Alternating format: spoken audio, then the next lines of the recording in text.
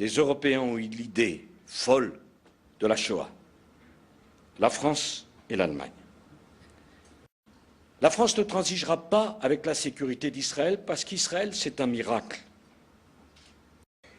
Israël, c'est un miracle. J'ajoute un autre point qui me tient très à cœur.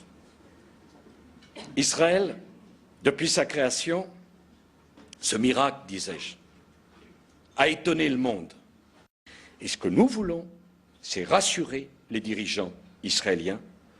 Jamais la France ne reconnaîtra de façon unilatérale et sans condition l'État palestinien. 2 États ne suffit pas. 2 États-nations, telle est la position de la France. Un État pour le peuple juif, un État pour le peuple palestinien, car je sais parfaitement qu'il y a 2 façons de détruire Israël. Une façon par l'extérieur et une façon par l'intérieur. Et lorsque Ahmadinejad, M. Khomeini, parle de rayer Israël de la carte, Israël doit savoir qu'elle ne sera pas seule dans ce combat pour la sécurité, que la France n'acceptera jamais que l'on remette en cause la sécurité d'Israël. Je voudrais dire que toute ma vie politique, vous le savez, j'ai défendu Israël. D'abord, je veux vous dire ma conviction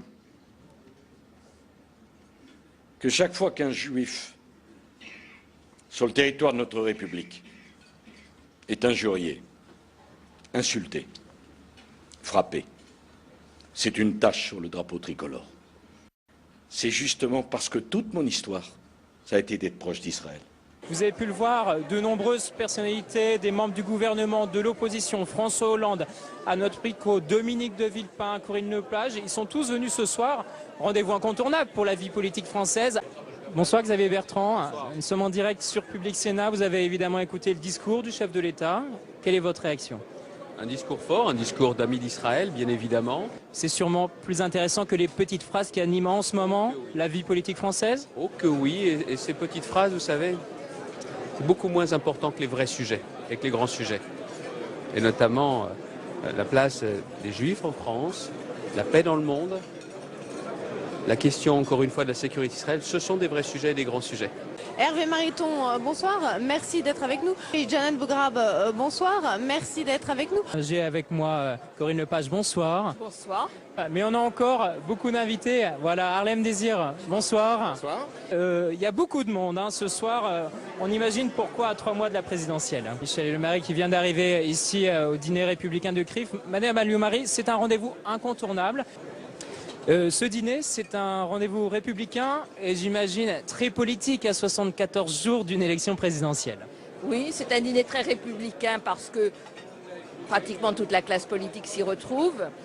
Personnellement, j'y viens tous les ans. Je suis avec Roselyne Bachelot. Bonsoir, Madame la Ministre. Vous avez écouté évidemment le discours du chef de l'État.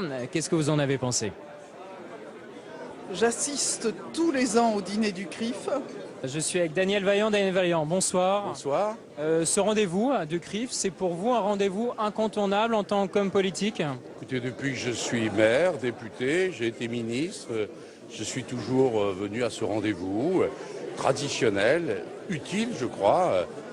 C'est l'exercice de la démocratie. Un autre membre du gouvernement est à vos côtés, Jean-Philippe, puisqu'on peut le dire, quasiment la totalité du gouvernement de François Fillon est présent ce soir. C'est exact, Perrine, la totalité du gouvernement, quasiment, et le secrétaire général adjoint de l'UMP aussi, Marc-Philippe Daubresse, bonsoir. Bonsoir.